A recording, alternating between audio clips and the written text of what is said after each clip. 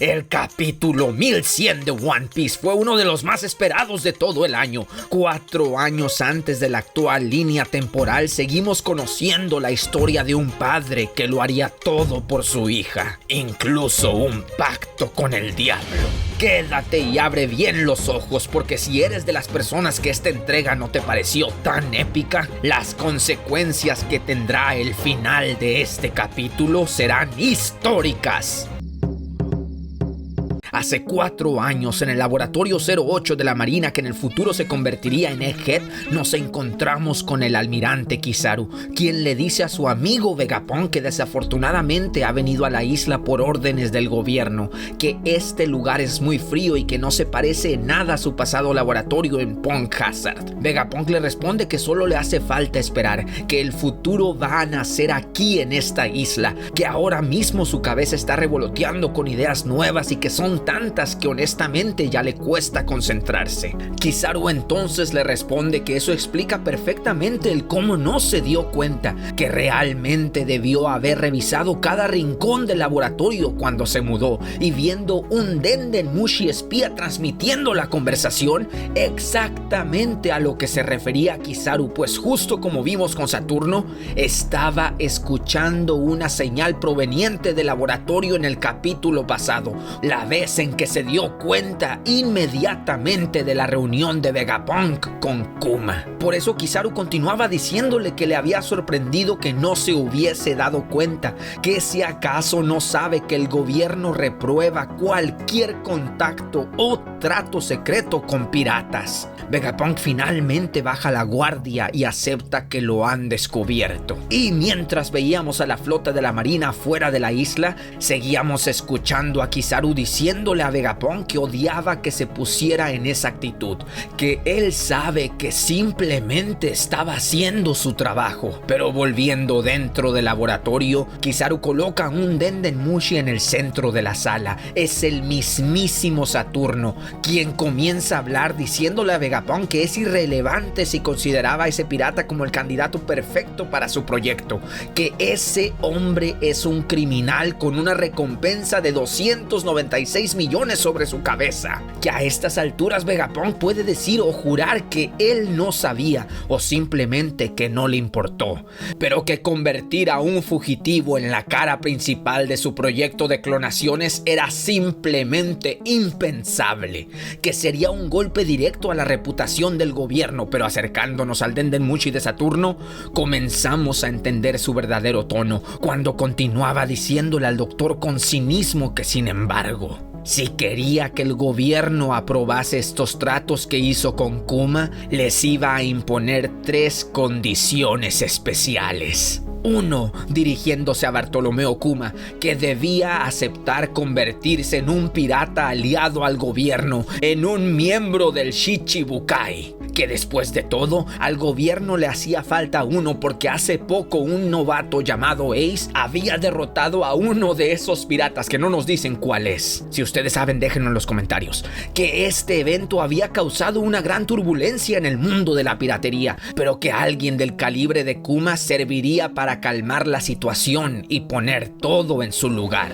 2. Continuaba Saturno. La segunda condición es que Kuma aceptase a someterse a los procedimientos para convertirlo en un arma humana para la Marina. Kuma reaccionaba preguntándole que si de verdad querían modificar su cuerpo. Precisamente, le contestaba Saturno, diciéndole que ya así, en su estado natural, Kuma poseía los atributos físicos ideales para convertirse en un Shichibukai, pero que con estas modificaciones pronto se convertiría en el paragón del miedo, la representación perfecta del terror. Kizaru, reaccionando, le daba la razón a Saturno, diciéndole que por supuesto a la Marina le encantaría tener a Kuma de su lado. Así Saturno continuaba diciendo que ahora que ya veían por dónde iba la cosa, esto no era todo, que después de todo Kuma no era como los otros piratas, que no pensase que el gobierno no tenía conocimiento sobre sus conexiones con el ejército revolucionario, que incluso si aceptase llegase estas condiciones, el gobierno deberá tomar medidas de precaución para asegurarse de que no existiera el peligro de que Kuma algún día los traicionase. Lo que nos lleva a la tercera condición. Y viendo un acercamiento ahora a la cara diabólica de Saturno, lo escuchábamos decir que la tercera condición era que Kuma debía aceptar en renunciar a su voluntad, a su libre albedrío y a su individualidad.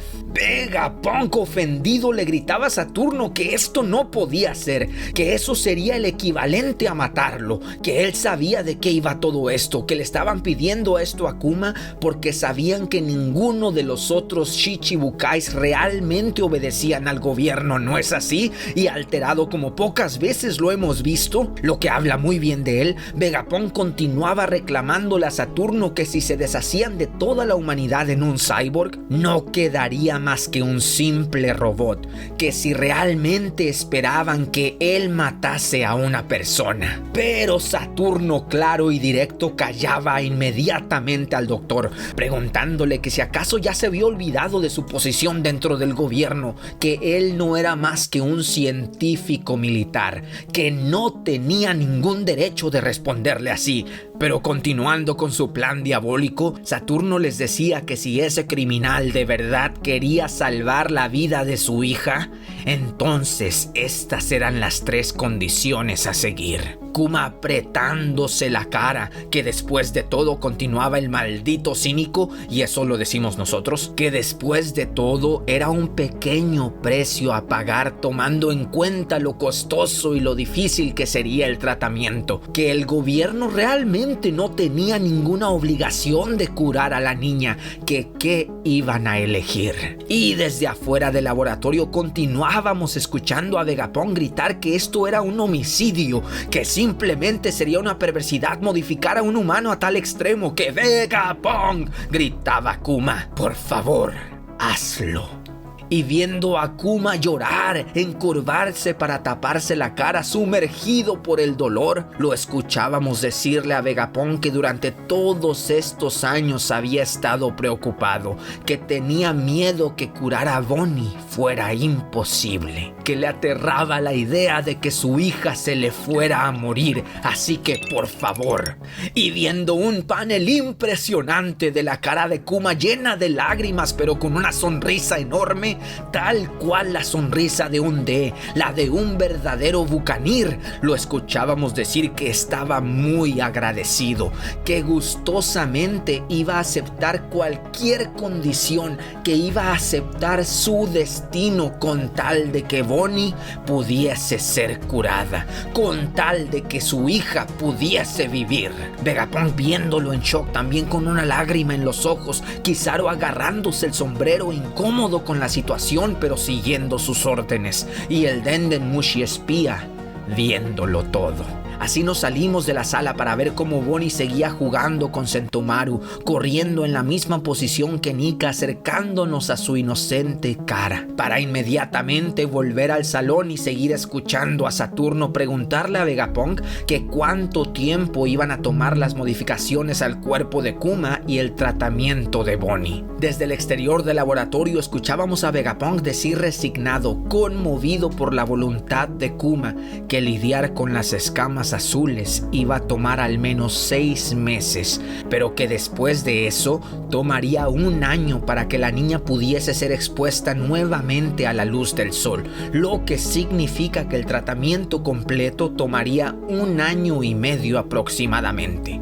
Y en cuanto a las modificaciones de Kuma, 2 años sería lo mínimo. Enseguida pasamos a ver a Kuma, quien seguía agarrándose la cara, agradeciéndole a Dios que Bonnie realmente iba a ser curada para cuando tuviese 10 años como se lo había prometido. Pero Saturno, interrumpiendo este momento, le preguntaba a Kuma que cuál era la garantía del gobierno de que aún siguiera sus órdenes incluso después de que Bonnie fuese curada, que pensándolo bien, su hija Bonnie era la única moneda de cambio. Saturno. Kuma le trataba de explicar que él no tenía ninguna intención de traicionarlos, pero Saturno lo volvía a interrumpir para decirle que por eso había tomado la decisión de que Bonnie sería custodiada a todas horas por el gobierno durante y después del tratamiento, que solo la dejarían libre una vez que las modificaciones de Kuma hayan finalizado, una vez que su alma haya desaparecido.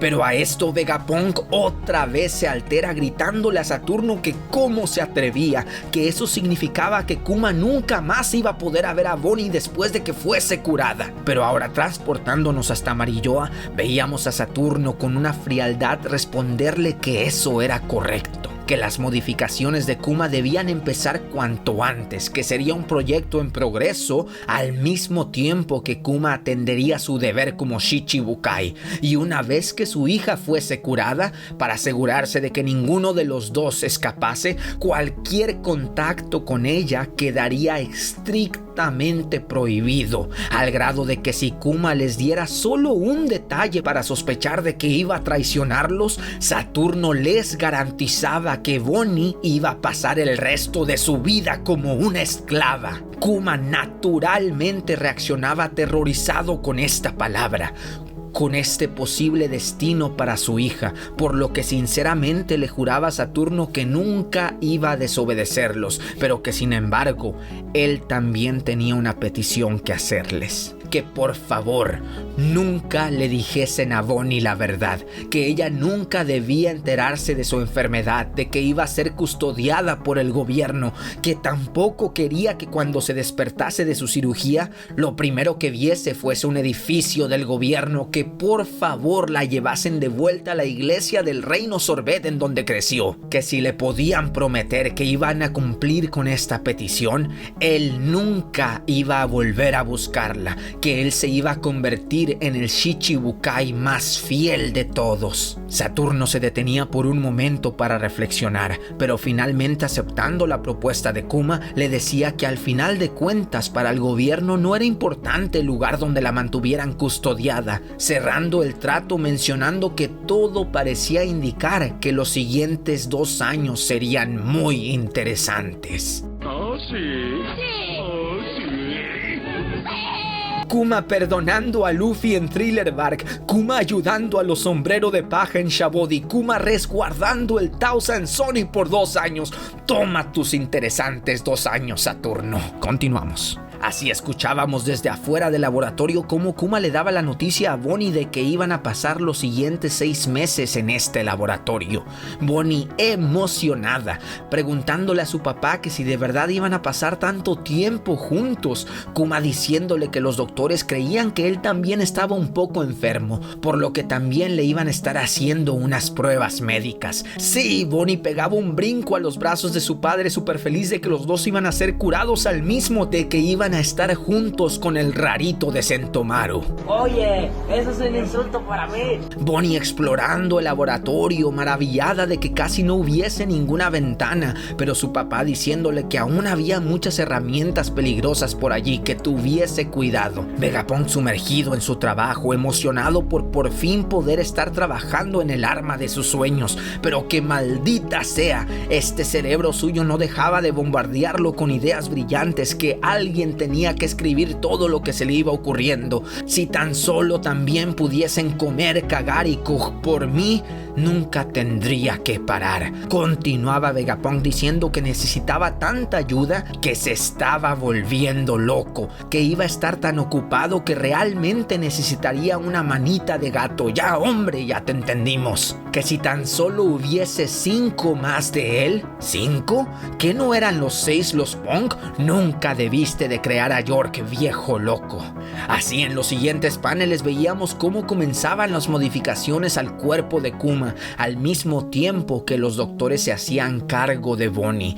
Miren esta sustancia verde. Cómo Bonnie jugaba al caballito con Sentomaru mientras Kuma los veía felices. Cómo Bonnie le hacía un dibujo hermoso a su papá. Otra vez el líquido verde. Ya sé que estos no son los colores oficiales, pero claro que el board, el colorista de esta página, claro que la flota North D Crew con todos los artistas que nos ayudan a colorear el manga semana tras semana?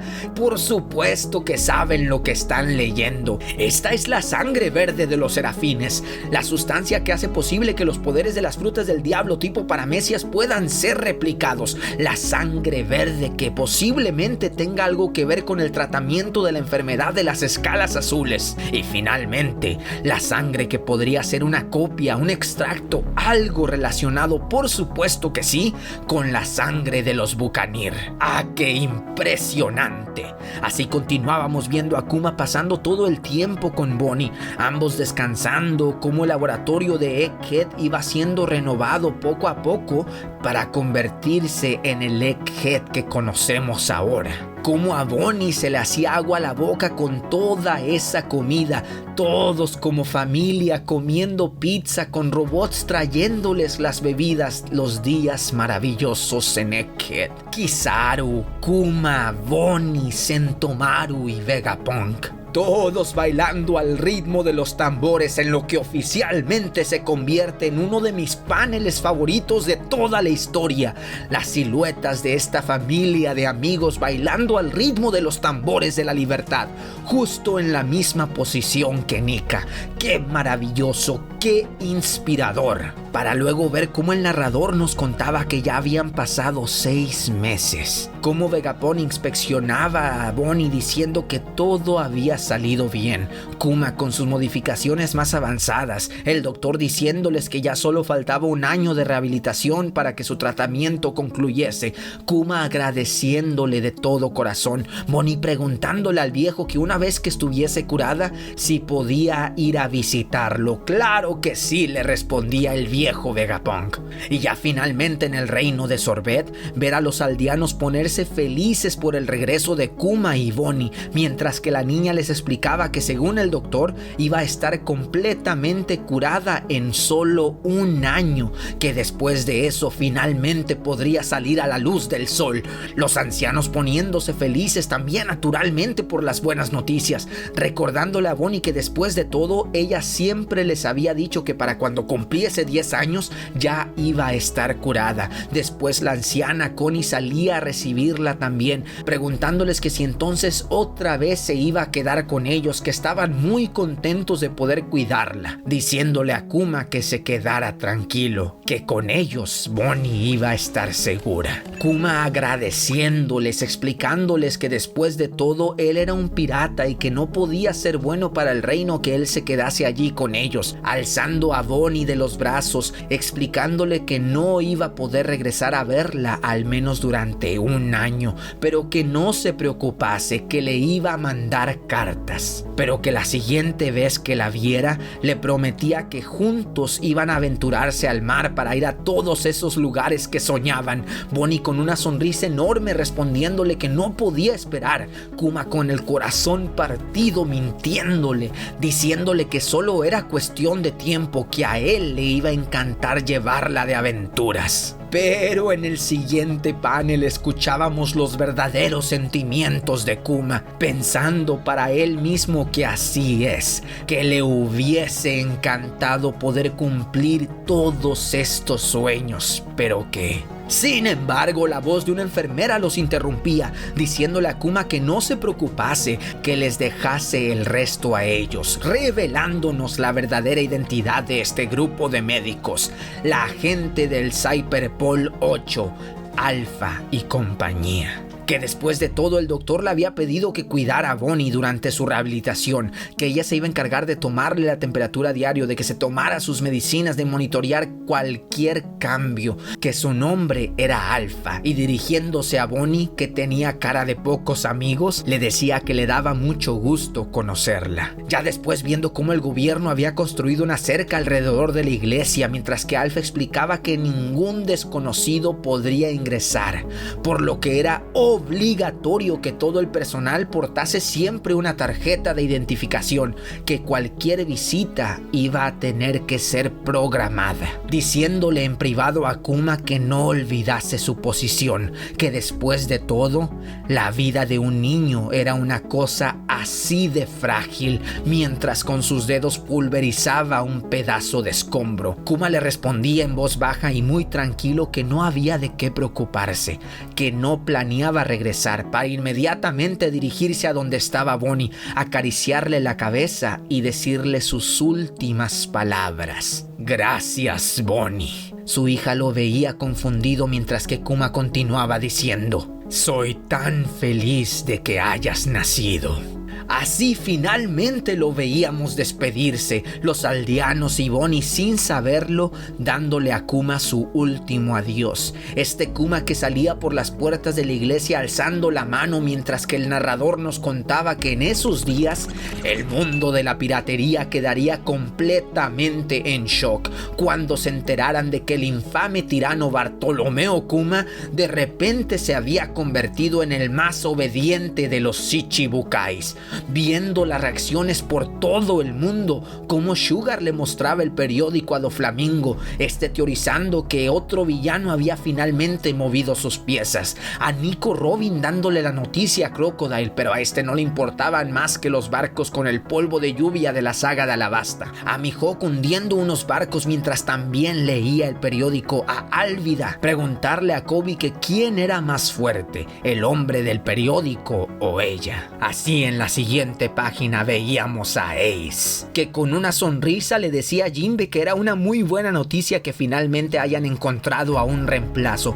Jinbe junto con Barba Blanca, Barba Negra y Marco le respondía que tomando en cuenta que él había sido quien derrotó al otro Shichibukai, él era el menos indicado para bromear sobre eso, que de hecho estaba tratando de leer los detalles sobre Kuma, sorprendiéndose de que también haya sido un rey, que esto sumando al otro rey Doflamingo que ya estaba aliado a los Shichibukais, no cabía duda de que el mundo pirata estaba cambiando demasiado. Boa Hancock diciendo que a ella no le interesaban estos temas, que después de todo ella no le iba a hacer caso a ningún hombre, mientras Gloriosa trataba de convencerla de que era importante que leyese las noticias del mundo exterior. También tenemos a Moria reaccionando a Kuma, menospreciándolo por el nombre de su fruta del diablo, pero Perona diciéndole que no se dejase engañar, que debía ser un hombre bastante fuerte si llegó hasta esas alturas, mientras que veíamos a Dragón sin palabras. Sabo preguntando si acaso no los Shichibukais le respondían directamente al gobierno, Koala incrédula afirmando que Kuma nunca haría una cosa así. Para en la siguiente página ver el barco de Kuma después de haber hundido a otros piratas, un barco con la Jolly Roger más simbólica de todo One Piece, ondeando con orgullo el dibujo de su hija en los 4 mares y la Grand Line,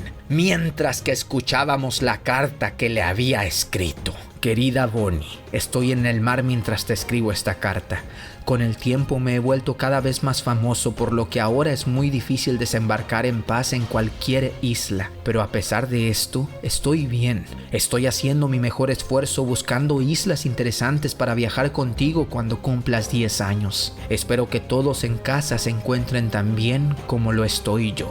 Mientras veíamos a Kuma entregarle la carta a una de las gaviotas del periódico de Morgans, viéndola con nostalgia cómo volaba hacia el horizonte. Para sorpresivamente en el siguiente panel ver a Luffy adolescente siendo perseguido por uno de los tigres del Monte Colubo. En la línea temporal, este es el Luffy que se quedó solo entrenando después de que se fuera Ace de la isla y antes de que empezase su aventura cuando cumpliera 17 años. Lo que quiere decir que Luffy en esta imagen que estamos viendo tendría entre 15 a 16 años. Pero más impresionante que esto es ver al barco de Kuma aproximándose a las Islas Dawn, acercándose a los molinos de viento de exactamente la Villa Fuchsia, el lugar donde nació Luffy, mientras que recibió una llamada del gobierno anunciándole que tenía nuevas órdenes, preguntándole a Kuma por su ubicación actual. Estoy en el East Blue. ¿Cuáles son mis órdenes? Fin del resumen del capítulo 1100 de One Piece. Y yo les pregunto, ¿Kuma fue por su cuenta a East Blue o el gobierno lo mandó? No se pierdan el análisis de este capítulo. Todo con medida. Si te gustaron los coloreados de este capítulo, vayan a apoyar a los artistas en sus redes sociales. Un gracias es lo menos que podemos hacer para con todos estos nakamas.